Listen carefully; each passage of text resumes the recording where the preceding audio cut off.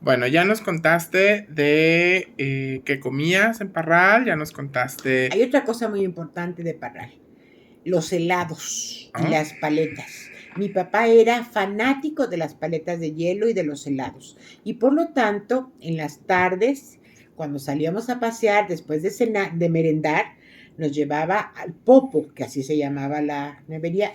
Desde luego esto era sobre todo en la primavera y en el verano, porque en el invierno pues no tanto, ¿verdad?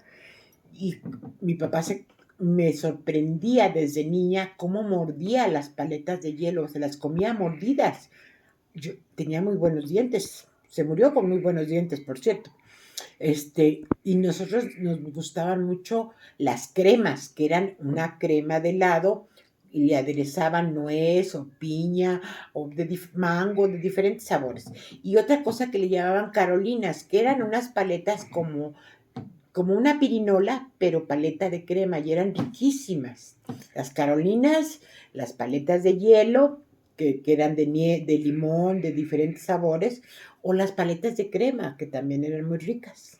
Cuéntanos dos cosas. Número uno, ¿cuántas hermanas y hermanos tuviste? Ay, Bueno, hermanos del primer matrimonio de mi papá y de mi mamá, fuimos cinco, tres mujeres y dos hombres. Yo soy la mayor y la mayor de las mujeres. Las tres primeras fuimos mujeres y luego los dos más chicos hombres.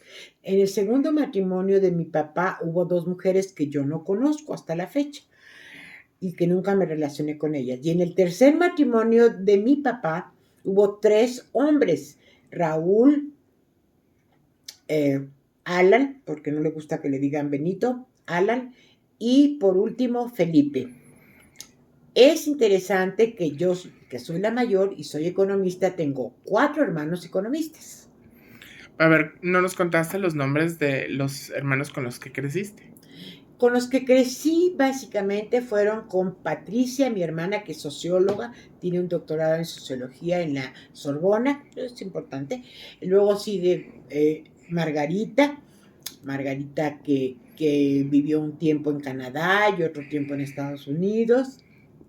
Después sigue Gustavo, que es economista, luego Flavio, que es economista, luego Raúl, el hijo de la tercera esposa de mi papá, que también es economista y que está en el Sistema Nacional de Investigadores, y luego Alan, que hizo un doctorado en Inglaterra y que tiene el mérito de haberse llevado en ese doctorado a un hijo que tenía o que tuvo siendo adolescente, y la chava le dejó el niño y él, cuando decidió ir a hacerse el doctorado en Inglaterra, se lo llevó. Eso para mí tiene un gran mérito por parte de Benito. Bueno, y cuéntanos esta anécdota de que les compraban la ropa más grande. Bueno, en primer lugar, a Patty y a mí nos vestían iguales, como si fuéramos gemelas. Y en segundo lugar, dos veces al año íbamos al Paso, Texas, donde vivían dos hermanas de mi papá, a abastecernos no solamente de ropa, sino de muchas otras cosas. En parte porque la comercialización de muchos productos pues no llegaba tan fácilmente a Parral y ni siquiera a Chihuahua, mucho menos a Parral. Y en parte porque pues porque tenían el mito de que todo lo americano era muy bueno, ¿verdad? Y en parte sí era mejor que lo nacional, que la producción nacional.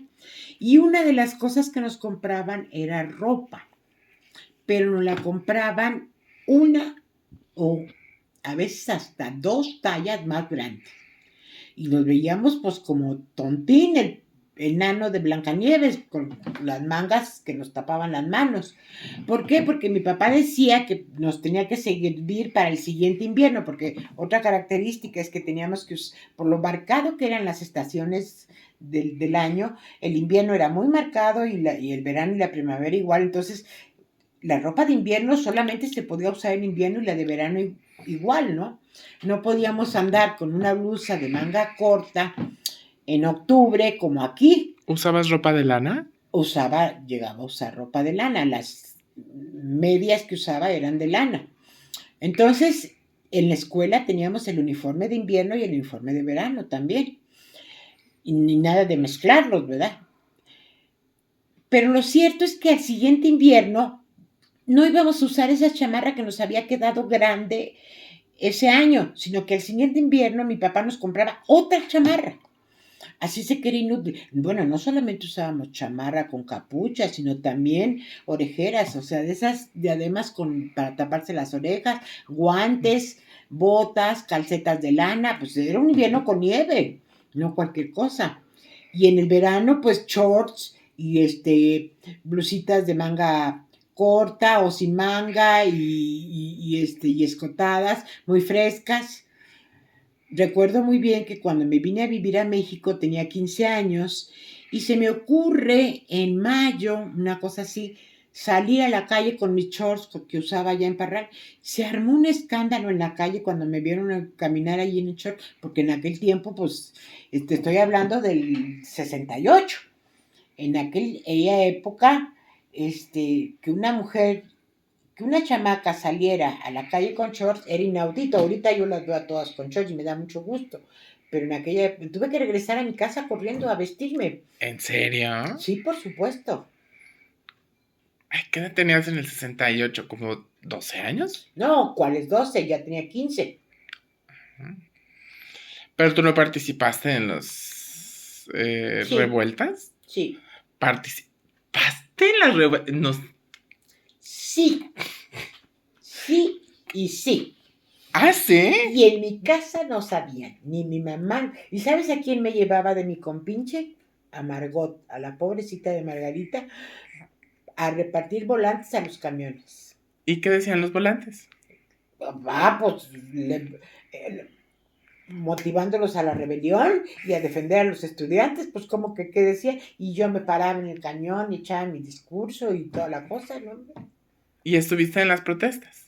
Hubo una que me impactó mucho hasta la fecha, no lo olvido, que estábamos en el Zócalo sentados y de repente llegaron los tanques de soldados y no nos movíamos de ahí.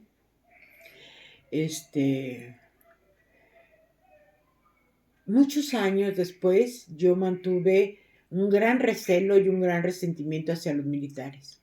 Hasta últimamente se me ha quitado, pero de todas maneras si los veo de cerca como que no me les acerco mucho. Pero no estuviste en Tlatelolco. Ah, no te lo estaría contando seguramente. ¿Tú estabas en la preparatoria, en alguna de las bocas? Exactamente, en la vocacional 5 justo donde se inició toda la refriega. ¿En la boca 5 fue el bombazo? En la boca 5, no, no fue bombazo, fue un bazucazo en la prepa del centro de Mascarones. No, en lo que fue la prepa 5 fue el inicio del 68, cuando llegaron los granaderos porque había un pleito entre dos escuelas y entonces a todas las mujeres nos mandaron a la azotea. Ese es un error porque en la azotea estábamos mucho más visibles, pues más fácil que nos pegaran un tiro. Pero mientras los muchachos estaban siendo correteados por los granaderos y golpeados, fue me quedé muy impactada, porque imagínate, yo venía de una secundaria de monjas y de un pueblo, pues estaba asustadísima de lo que estaba viendo. Pero no tanto como para alejarme, estaba enojada con lo que estaba sucediendo. En fin, que fue un momento importante.